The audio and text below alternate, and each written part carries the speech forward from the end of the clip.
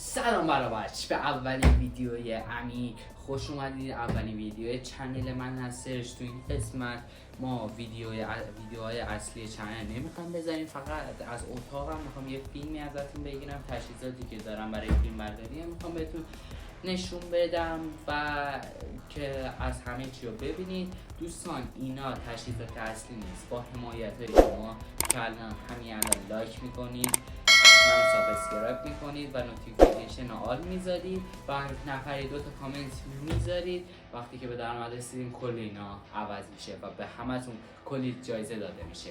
دوستان بریم که تجهیزات من رو ببینیم. اولین تجهیزات من لپتاپ ایسوس هستش. درست قدیمی است ولی کار را بندازه، چون ما زیاد با لپتاپ کاری نداریم توی چنلمون، ولی کارهایی که داریم باز کارمون رو راه میندازه. درست قدیمیه، سرعتش پایینه ولی صفحه نمایشگر بزرگ و خوبی داره. و این هم که نماشه، این نمای لپتاپ هم هستش. نمیدونم برای سال چنده ولی قدیم. یه هندزفری دارم که این کیسش یه صفحه نمایشگر داره و اینجا هم یه چراغ داره که وقتی که هندزفری ها شارژ نداشته باشه اینا رو شارژ میکنه و این چراغ روشن میشه. یه در داره، پلاستیکه ولی عین فلزه. وزنش هم که سبکه، وزن خاصی هم نداره. اینجا هم شارژ کیس رو بهتون نشون میده، هم شارژ هندزفری ها رو بهتون نشون میده. این صفحه نمایشگری که داره نوشته گیم هست، نه بیس داره برای آهنگ گوش دادن. افتضاحه برای آهنگ گوش دادن چون هیچ بیسی نداره. یعنی همون صدای گوشی خیلی بیسه. این اصلا آشغال من گرفتم 700 تومن و الان شده 300 تومن، 400 تومن ضرر کردم. آشغال ترین هندزفری بودش که من داشتم. یه پاور بانک هم اینجا، یه سیم پاور بانک داره که وصل میکنید به گوشیتون شارژ میکنید که من یه بارم استفاده نکردم چون گوشی من هم آیفونه، باید تایپ سی باشه به آیفون که این نمیدونم چیه شارژرش ولی بزرگی به تایپ سی نمیخوره و من تا حالا برای گوشی دیگه هم تست نکردم. گفتم حالا در هندزفری خراب میشه و یه سورپرایز هم آخر ویدیو براتون دارم. یه هدفون از مدل بیتس دارم، خیلی خوشگله و رنگ قرمزشه.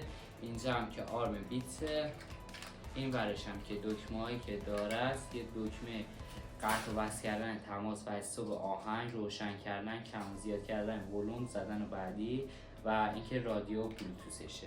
این هم قدیمیه یه جورایی، این چرمش هم یکم پوست شده چون برای خیلی وقت سال پیشه.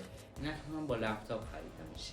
و یه هندزفری نارنجی که حدوداً 3-4 ماه خریدم ولی زیاد استفاده آنچنانی ازش نداشتم. و یه اسپیکر بزرگتر از مارک تسکو که 30 تا ولوم داره ولی از 20 به بالا خرخر میکنه. نه چون برای اینکه زیاد استفاده شده، نه از اولی که خریدم همینطوری بود. اینجا هم که یه صفحه نمایشگر داره، 4 تا دکمه داره، جای میکروفون داره، میکروفون هم تو کارتونش با یه دونه دکمه این هم روشن میکنه هم ولوم آهنگ کم و زیاد میکنه. دوستان حالا که تا اینجا همراه من بودید دمتون گرم. بریم سراغ سورپرایز ویژم. خب دوستان این هم از سورپرایز ویژه که بهتون گفتم، چون که این هندزفری من قدیمی شده بودش، قدیمی هم که نشد، حدودا الان 7-8 ماهی هست که دارم، 1 ساله که دارمش، اصلا به درد نمیخوردش. بعد برای ویدیو یه هندزفری حرفه‌ای تر میخواستم که من اینو دیگه نمیخوامش و میندازمش آشغالی و این هندزفری که جدید خریدم. دوستان میخوام تو این قسمت براتون آنباکس کنم و تو ویدیو بعدی اگه که حمایت کنید من توضیحات اینو میدم، یعنی یه جور نقد و بررسیش میکنم و هر قابلیتی که داره اگه شما عزیزان میخواید بخرید، هر قابلیتی که داره رو بهتون میگم که راحت تر بتونید انتخاب کنید به هندزفریایی که میخوایدش. دوستان فقط این یه مشکلی که داره من اینو باز کردم چون که میخواستم تست سلامت بگیرم ببینم سالمه یا سالم به دستم رسیده یا سالم به دستم نرسیده. این روی کارتونش توضیحاتی داده که توضیحات تو ویدیو بعدی بهتون میگم. بعد اینجا یه گارانتی داره که 18 ماه گارانتی داره. 18 ماه گارانتیش که 6 ماه گارانتیه، یعنی 6 ماه هر اتفاقی افتاد گردن میگیرم. بعدش اون 12 ماهی که گارانتی میمونه با پول خودتون باید پول تعویض قطعش رو بدید، یعنی دیگه یه جورای 12 ماه بعدش دیگه گارانتی نیستش. و اینا من از دیجیکالا سفارش دادم. بریم سراغ باز کردنش. اینجا یه برچسب دایره‌ای داشت که اینو باز کرده بودم. اینجا یه در داره، اینجا درش باز میکنی، یه جعبه سیاه رنگ هستش که این چیزشو میگیرید در میارید. و اولین چیزی که باش مواجه میشید دفترچه راهنما هستش. این از دفترچه راهنماش که این برنامه اپشه و توضیحاتی که درباره چیز بهتون داره، هندزفری بهتون داده. با اینم کار نداریم. و خود ایپاد با این مشماش هم کاری نداریم، مشمای دورش بود. و خود ایپاد مات سیاه ماته، برای اینکه نه خط و خش روش بیفته و نه جای اثر انگشت روش بمونه.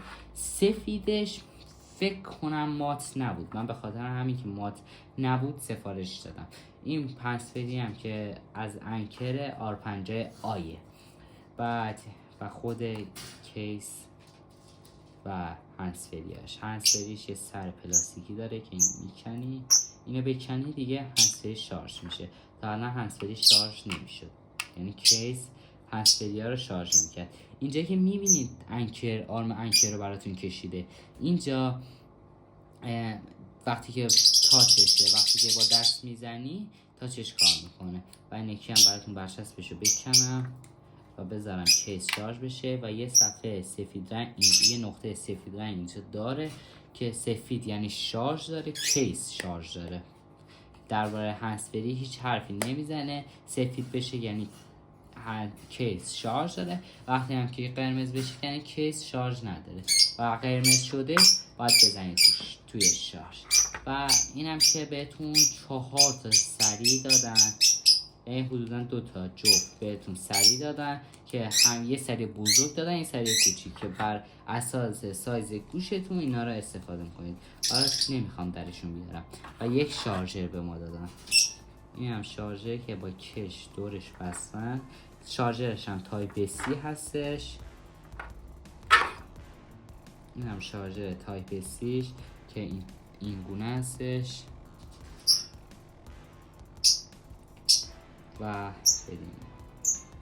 و این بود از سورپرایز ویژه که توی ویدیو واقعا به هم شخصی هم توی ویدیو واقعا به این احتیاج داشتم. و یه بندم تا برای ما دادن که اگه خواستید میتونید بازش کنید، اگه هم نخواستید همینطوری با بند باشه که سلیقه هستش. حالا هر کی میتونه، هر کی میخواد بندشو میذاره، هر کم که نمیخواد بندشو نمیذاره. خب دوستان، این بودم از سورپرایز ویژه من به شما. و سورپرایز بعدی که تو اولین ویدیو این همه براتون سورپرایز دارم. سورپرایز بعدی من اینه که اگه حمایت کنید در ویدیوی من، به قید قوره این ایرپاد خوشگل به یکی از شما میرسه.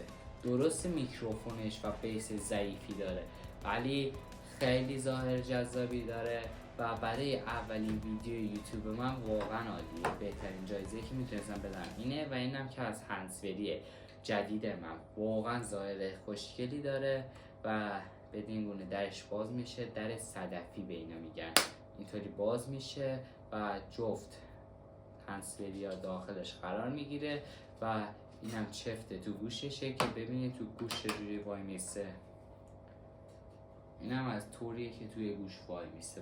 و بیس بسیار بالایی داره. میکروفون 4 تا میکروفون بسیار قوی داره که باهاش میتونید مکالمه بهتری داشته باشید. و یه برنامه اختصاصی داره که میتونید قابلیت های این هندزفری جذاب استفاده کنید.